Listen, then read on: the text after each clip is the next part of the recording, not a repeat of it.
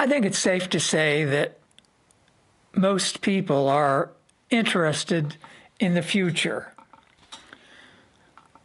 Even those that are not interested in the future probably are in that condition because they feel there is no future for them. And unfortunately, I think that characterizes more and more young people. They just don't see how they can fit in, that there isn't a place for them, and the future that maybe their parents had envisioned for them is not realistic. But as I say, people plan for the future, do they not? You save for retirement, or you save for, a home, or people look to astrologers and so forth to try to get a glimpse into the unknown. Well, the Bible, of course, is a book about the future. And Jehovah's Witnesses, I think more than anyone else, can appreciate that. The Watchtower has focused on what we call Bible prophecy, which is Jehovah basically telling the things that will be in the future. And the good news is that Jehovah purposes for a beautiful future for mankind, for those at least that qualify, that have faith. A new world. I mean, who doesn't want a new world? All right? I mean, the situation in the United States and Europe now, younger people mostly, are demanding that the world change to become a better place, a more just place. The Black Lives Matter movement and whatever else it's called. But just imagine if God were to make all things right.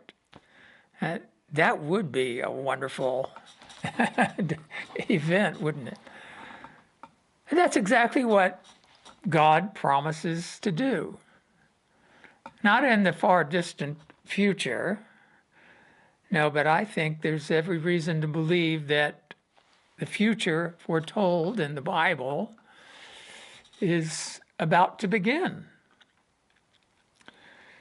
The Apostle John, in one of his letters, advised us not to be loving either the world or the things in the world, because everything in the world, the desire of the eyes, the desire of the flesh, the showy display of one's means of life, those things do not originate with God, but originate with the world. And then John said, furthermore, the world is passing away, and so is its desire.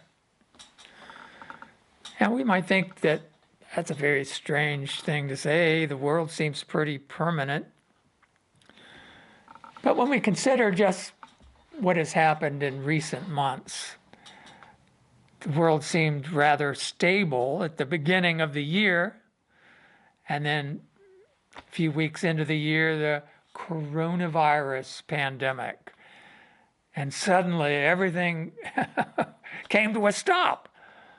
The world was basically shut down. Businesses and stores were shuttered. Factories closed down. People were ordered, and still are being ordered, to stay in their houses. And if they dare to venture out, you have to be wearing a surgical mask. So it's a pretty big change, unexpected as well. And on top of that, the financial system is going through another not unexpected upheaval, where the central banks now are basically, and it's so transparent, I mean, they're propping the whole thing up, flooding the so-called markets with trillions and trillions of dollars. What would happen if the banks withdrew that support? It would collapse. But it'll collapse anyway, even with the cash infusion. Anyway, I've talked a lot about that, but this business about the future, I think all of Jehovah's Witnesses would agree that it's a beautiful vision that the Watchtower is painted and taken from, the visions of the scriptures, a paradise with people enjoying each other's company, all races, and the animals at peace, just like it was in the beginning in that beautiful place called Eden, the paradise of pleasure.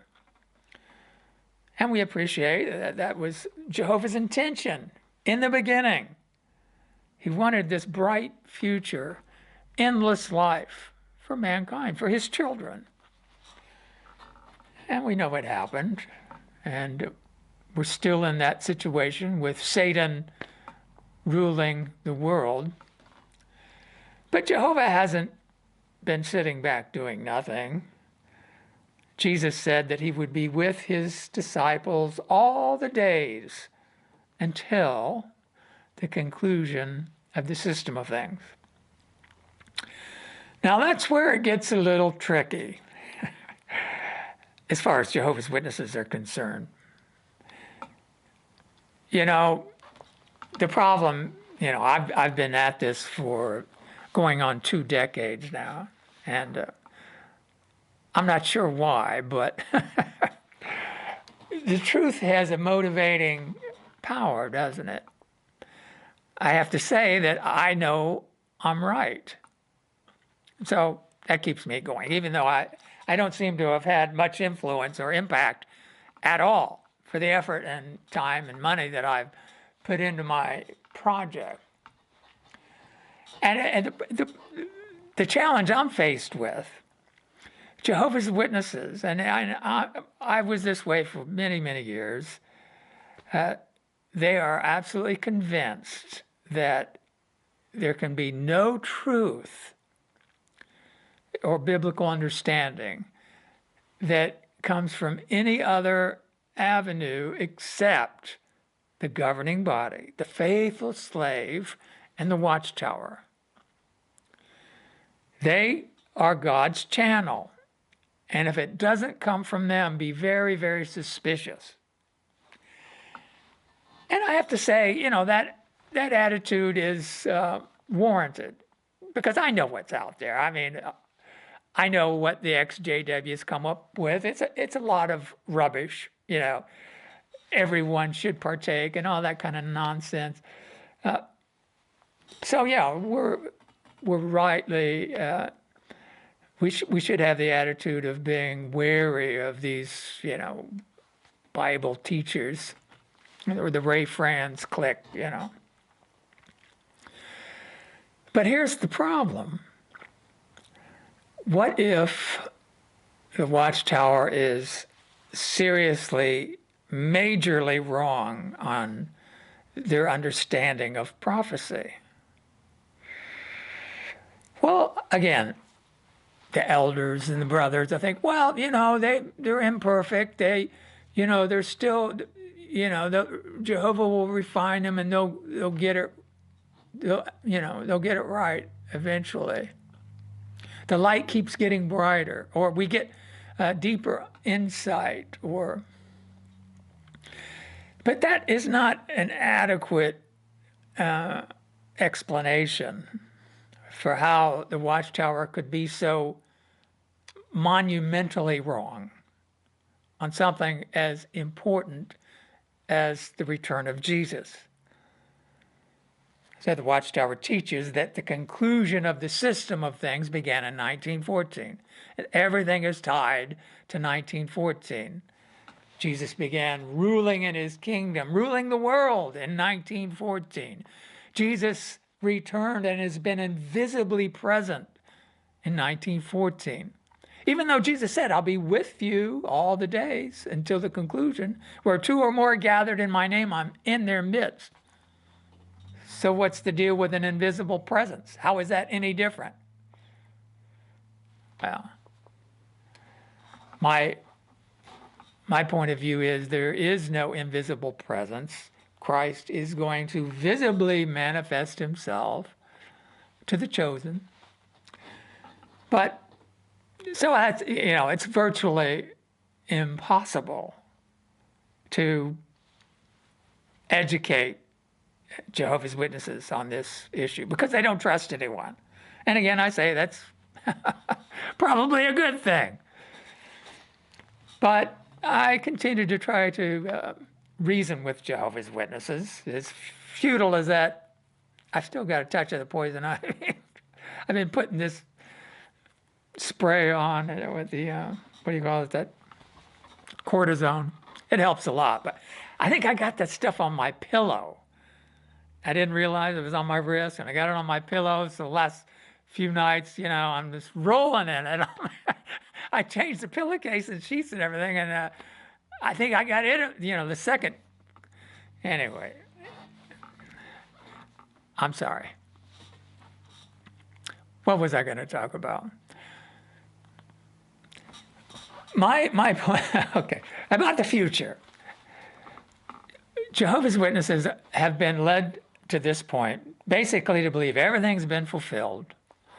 And the only thing that we expect to happen in the near future is for the beast to turn upon Babylon the Great, the world empire, false religion. And we expect the United Nations and the militaristic horns, I think the Watchtower uses that expression, and suddenly they'll turn upon all the religions in the world and wipe them out. And I believe that at some point that will happen. But the Watchtower says that's the next thing to happen. And that will begin the Great Tribulation, when the United Nations, as this eighth king, turns upon religion. And so, there you have it, an expectation for the future. And I have made it known in a variety of venues, going back to the book I originally published in 2005. There's a chapter on the eighth king, also a chapter called The Downfall of America. See, the Watchtower, the men who interpreted these prophecies, and it was just a handful, a few. I think Fred Franz primarily. He wrote most of the books in the 50s and 60s up to the 70s. And once it gets, written, it's like it's written in stone, and you can't move things around very well or make revisions without, it affecting other things and things coming apart. So they're totally committed to 1914. And they're smart enough to know that when Satan is thrown down, that's when the kingdom comes to power, right? Now has come to pass the salvation and the power and the kingdom. That takes place after Michael and his angels throw Satan and his angels out of heaven. Down to the earth comes the great dragon. And then he goes off to war against the remnant who have the work of bearing witness to Jesus. And we know that that occurs over the course of time and half a time, 1,260 days. Well, that same time period is expressed as 42 months in the 11th chapter of Revelation. And that's when the beast goes off to war against the two witnesses, right? And kills them, conquers and kills them. It mentions the same thing in the 13th chapter as well. So the Watchtower well knows that when Satan is thrown down, the head of the beast gets slaughtered and then miraculously comes back to life. Well, in order to make that work, they know that had to have occurred when Satan was thrown down, so it had to have happened in World War I. The head of the beast was slaughtered and came back to life during World War I. Well, the problem with that is, the Watchtower claims that the head of the beast was the Anglo-American duo. So how was it slaughtered and how did it come back to life? Well, there was just a lot of, appalling death toll, and that was how the beast was slaughtered. But that doesn't make any sense. As I've pointed out, probably too many times, that the governments of the UK, which did, suffer a staggering number of deaths, but it wasn't toppled by any means. The war ended and life went on. So because I realized that the time in the end didn't begin in 1914, I can look at these prophecies and project them to the future. So that became my perspective going back in the late 90s. And I realized that the head of the beast has not suffered the mortal wound yet. And so we're looking at the sudden catastrophic collapse of the United States and its Anglo partner. In other words, the whole system is going to suffer what would appear to be a death stroke. It will cease to function. It will cease to exist for a time. And that, my friends, will be a very, very scary time. But what happens? The beast comes back to life and orders an image of the beast to be made, and it breathes life into it, and the image begins to speak. And then it puts under compulsion all men and women to worship the beast under pain of death, or else no one will be able to buy or sell. And those who worship the beast, they're stamped with this 666 on their hand or on their forehead. And of course, that means that from Jehovah's standpoint, they're doomed. They have the mark of death, everlasting death, because they will have rejected the kingdom of God in favor of Satan, because Satan gives power and authority and a throne to this beast. Up until that time, Christians are under obligation to obey Caesar, right? So, but when the death stroke occurs, and I promise you it has not occurred, we'll be in a different situation, because the kingdom will truly, genuinely be ruling then. And for 42 months, 1,260 days, however you want to express it, 3.5 years, Satan's beast and Christ will be ruling simultaneously. So the Watchtower has obscured all of that and muddied it all up with their convoluted interpretations of prophecy.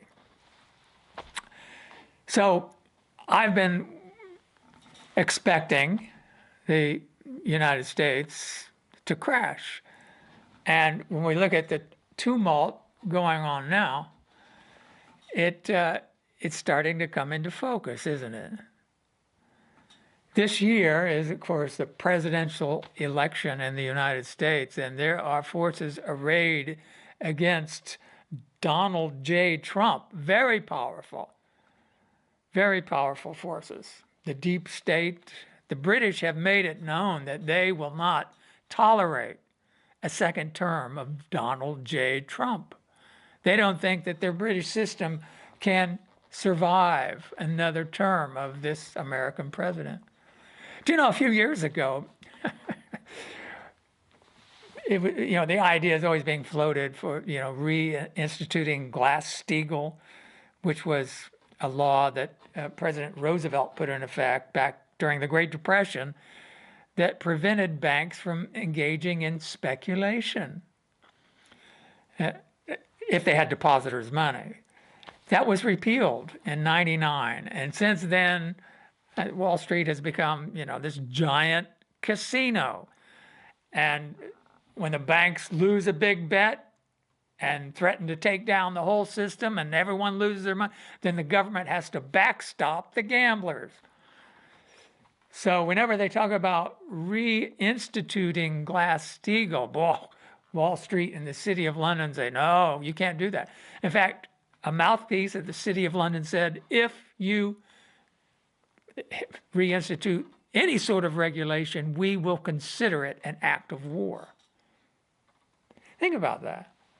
Someone in another country saying, you cannot change your financial system or we will consider that an enemy act, a provocation, and act accordingly. So that's the influence of the British oligarchy and the financiers upon a sovereign nation. And at some point, they're going to succeed in destroying the republic and the nation-state system as a whole. And it looks like they're going to just bankrupt the nations. They're there already, really. I mean, just since this coronavirus shutdown, the central bank has bought $4 trillion worth of toxic assets to, keep the system buoyed up. It used to be give us your homeless, downtrodden. Now it's give us your junk bonds. It can't go on. And the only reason it's going on is because it's not the time, it's not the hour. Well, anyway, that's the two visions of the two futures. The Watchtower says that the fall of Babylon the Great, the destruction of false religion, is the next big thing.